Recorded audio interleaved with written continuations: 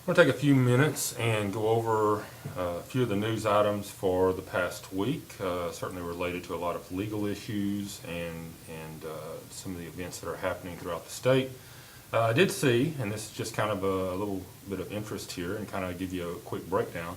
Uh, Mary Beth Tinker, who you see in the picture now as a much older individual, she was 13 in 1965 when her brother, and a friend decided that they would test the limits of symbolic expression and what they decided to do. And the way I tell the story, and it looks down here that now she's 61 years old, about to go on tour.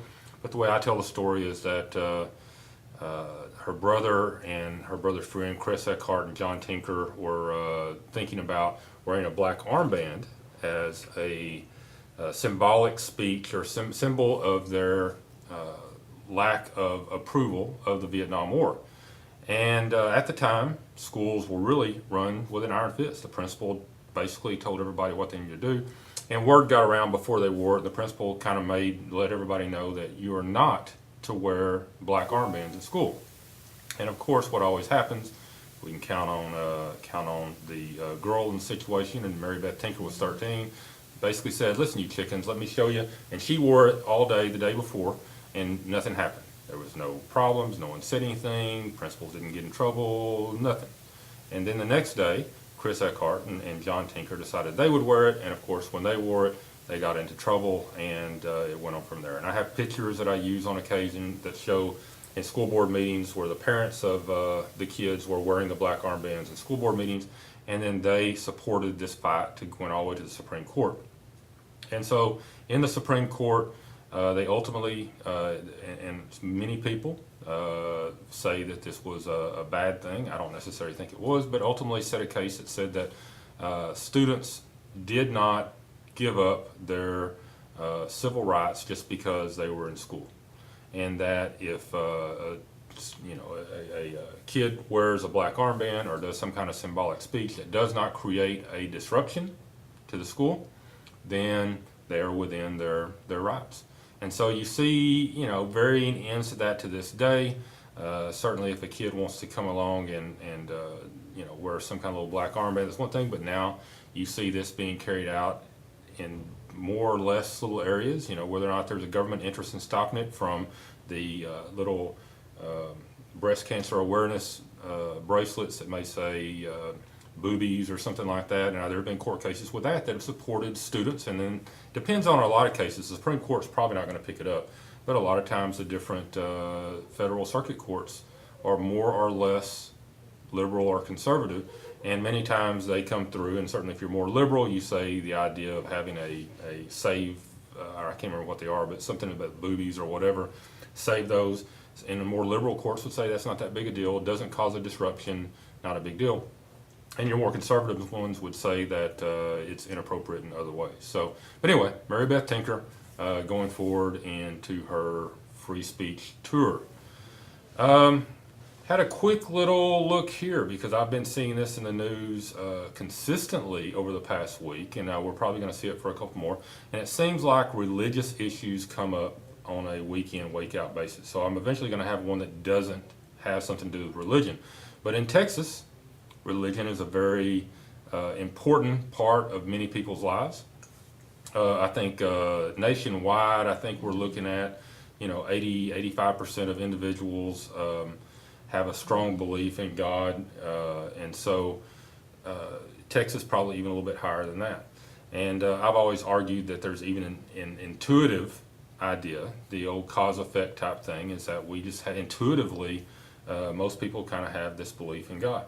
Now, I'm not pointing at anybody in particular. I'm not making any comment anywhere down the line, but I'm going to cover a little bit about some of the evolution part here, because apparently on the State Board of Education, there are some individuals that would like to see in the textbooks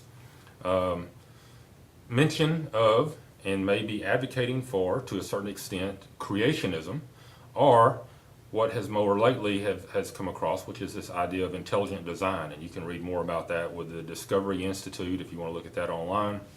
They really promote a lot of that kind of stuff. And so to kind of give you a little background is that in 1987, the Supreme Court ruled in Edwards v. Aguilar that the teaching of creationism in a public school science classroom was an unconstitutional promotion of religion. So we have that case already there, which makes it questionable.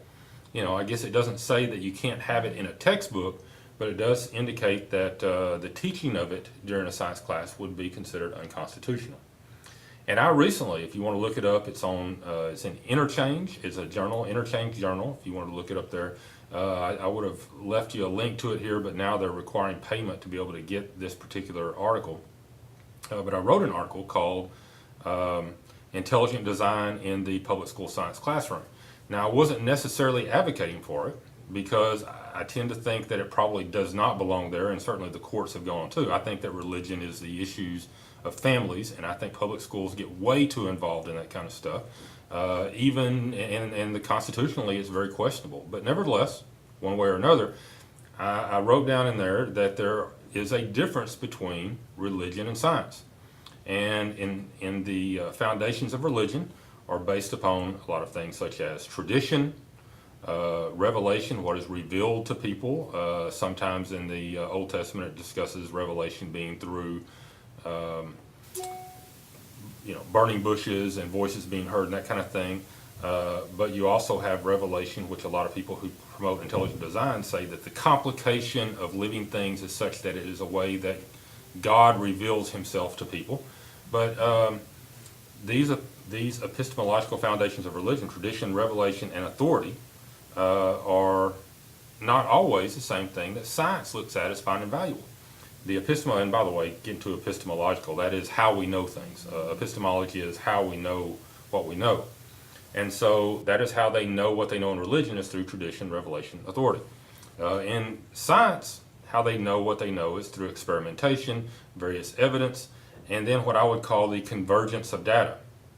When it comes to things like evolution, just looking at common DNA and this idea of common descent and that kind of thing is really okay, and it kind of promotes it, goes that way.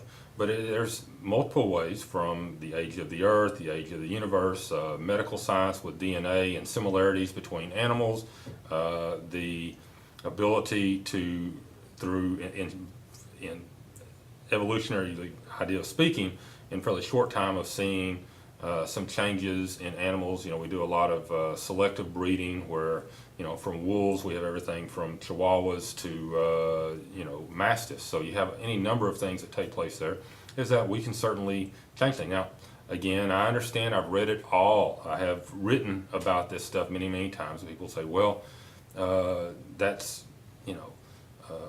microevolution versus macroevolution, but a scientist would say that microevolution and macroevolution are the same thing, just over longer periods of time. So anyway, the truth of the matter is that when it comes to this, is that I generally certainly don't have any problems with religion. I think that's a important part in many people's lives, but it probably is something that is based on areas that we're probably not going to teach in classrooms. And if you think that everybody agrees with science, with religious issues, you haven't been in many small towns. I always said if you would have one church in small towns, everybody agreed, but you go to a town of 2,000 people, you're going to have 30 churches, one on every street corner, because they all disagree with some aspect of religion. And the truth of the matter is, it probably is best left at the home and not put in there, both from a legal, constitutional, and even from a idea of how do we know what we know. And when it comes to science, we need to stick with how science finds things and not how religious finds things. Another one here, I just happened to see this in place, and so I thought I would throw this out real quick, is it says up here that a George P. Bush opponent says it's time to quit educating Mexican children in Texas. And I'm assuming in here is that what he's talking about is that it's time to quit educating those who are in Texas and they're undocumented. They're not here legally. But I wanted to throw out here real quick, and so some of you may not know why we educate everyone that comes through, and it's because there was a court case called Plyler v. Doe, and this actually took place in Tyler, Texas.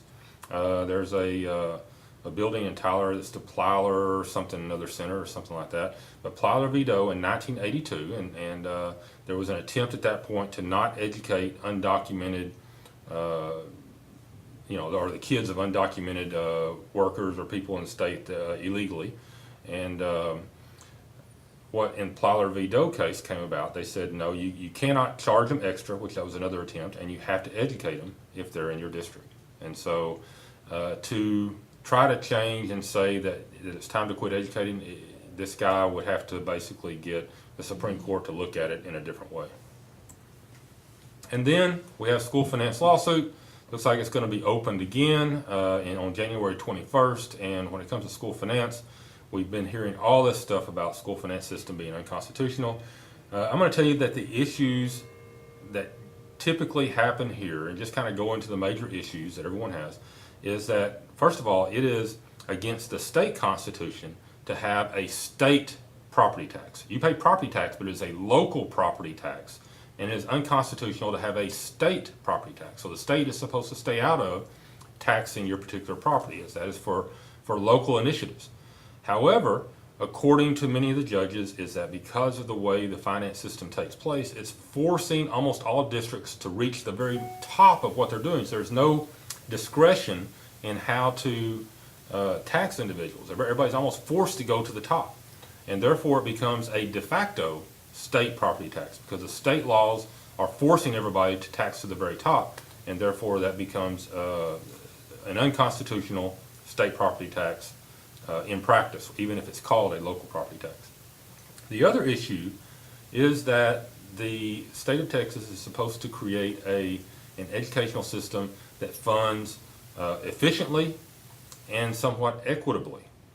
And the argument has been for a while is that if you live in a property wealthy district, the quality of your educational opportunities are greater.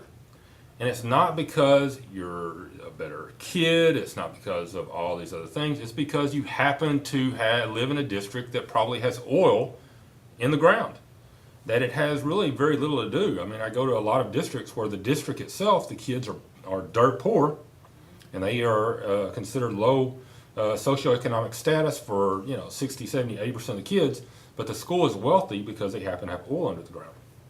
And the question is